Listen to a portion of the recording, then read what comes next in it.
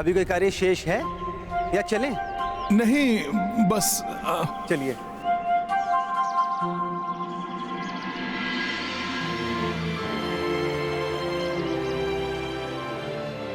हनुमान पुत्र, मुझसे मिलने अवश्य आना। हाँ माता।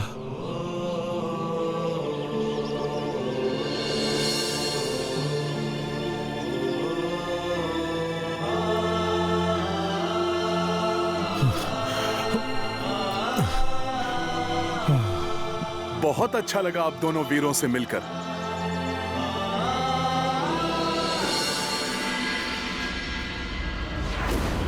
विजयी भव।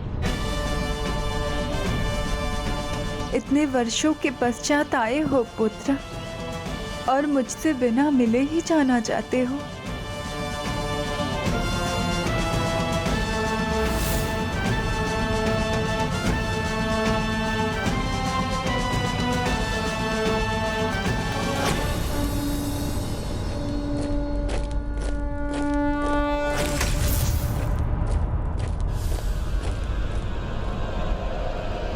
ये तो मुझे कुछ उचित नहीं लग रहा है। मथुरा नगरी रात्रि में भी दिन के समान जगमगा रही है। इसका रहस्य मैं अभी ज्ञात करके लौटता हूं। असुर सम्राट लवणासुर की, मथुरा नरेश लवणासुर की, असुर सेना की, असुर सेना की। तो ये है वो वरदानी असुर लवणासुर। शत्रु भी देख, जिसे थर्रा उठे, संपूर्ण ब्रह्मांड में जिसका कोई सामना न कर सके, ऐसा बल प्राप्त करना चाहता था मैं। और वो बल है हमारे पास। तीनों बल हैं हमारे पास। किस बल की बात कर रहे थे असुर? बाहुबल,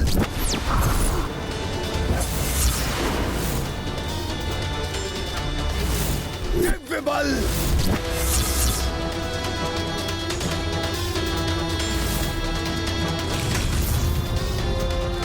लवणासुर बल।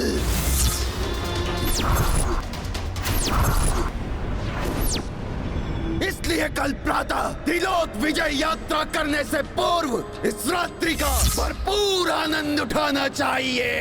आनंद उठाएंगे, आनंद उठाएंगे, आनंद उठाएंगे। अच्छा, तो ये योजना है इस असुर का।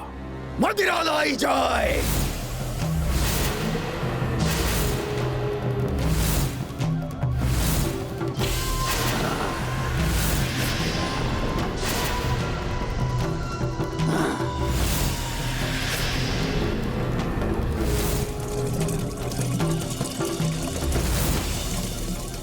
ये असुर कभी नहीं सुधरेगा।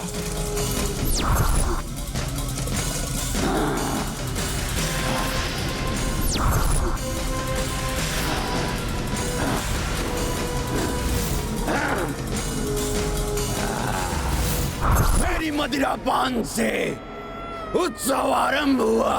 अब तुम्हारा भी आनंद उठाने का समय है मेरे असुरवीरों। असुर सम्राट लवणासुर की, असुर सम्राट लवणासुर की, असुर सेना की, असुर सेना की।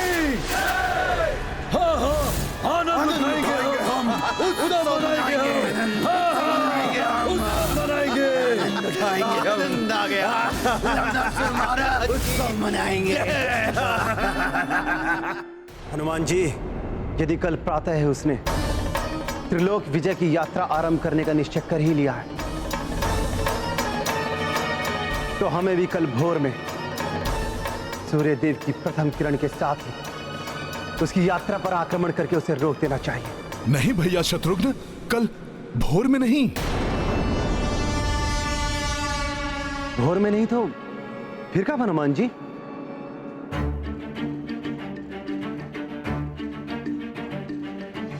शत्रुघ्न भैया, हम जो भी करेंगे आज रात्रि में ही करेंगे। आपको बस मेरी योजना पर चलना होगा।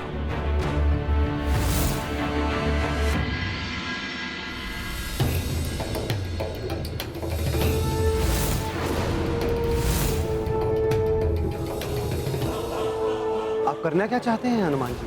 आपके नेतृत्व में हमारी सेना संख्या में कम होने पर भी लवनासुर की सहस्त्र गुणा सेना का सामना कर सकती है। किंतु शत्रुघ्न भैया, आप स्मरण कीजिए महर्षि वाल्मीकि जी की चेतावनी। लवणासुर पर विजय प्राप्ति के लिए उसके वरदानी शूल को उससे दूर करना होगा। हम उसके दिव्य शूल का कुछ नहीं कर सकते, जिसके कारण आपके पूर्वज राजा मानधाता भी परास्त हुए थे।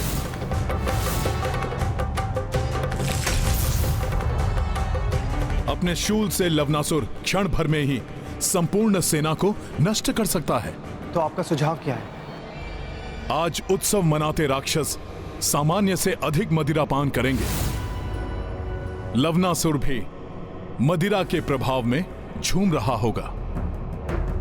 शत्रुघ्न भैया, यही उचित समय है। आपको लवनासुर को ललकारना होगा आपसे द्वंद्व युद्ध के लिए। राक्षस लवनासुर, मैं सूर्यवंशी दशरथ पुत्र अयोध्या नरेश श्री राम का अनुज तुम्हें इसी समय परस्पर युद्ध के लिए चुनौती देता हूं। आपकी चुनौती सुनकर सर्वप्रथम उसकी सेना आएगी आप पर आक्रमण करने के लिए। कौन है जिसने असुर सम्राट को चुनौती दी है? आज हम उसका वध कर देंगे। किसने किया ऐसा दुस्साहस? आज उसकी यही मृत्यु होगी। फिर वो राक्षस स्वयं आएगा।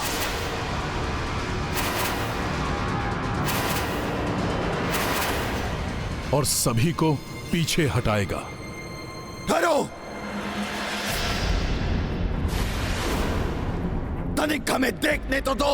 कौन हमें चुनौती देने का दुस्साहस कर रहा है और अपनी मृत्यु को ललकार रहा है? जिस प्रकार उसने एक अन्य सूर्यवंशी राजा का वध किया था, उसका स्मरण होते ही वो आपकी बात सुनने के लिए शीघ्र तैयार हो जाएगा। तो तुम उसी रघुकुल से हो जिसके राजा मंधाता को मैंने भस्म कर दिया था।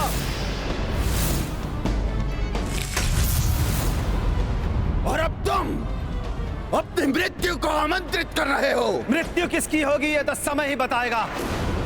यदि युद्ध के लिए प्रस्तुत हो तो आओ, अकेले युद्ध लड़ो मुझसे।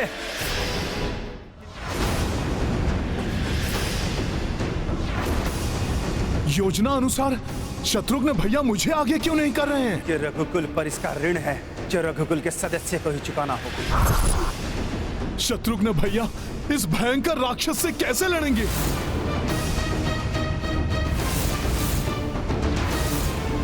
कहीं मेरी युक्ति उल्टी न पड़ जाए।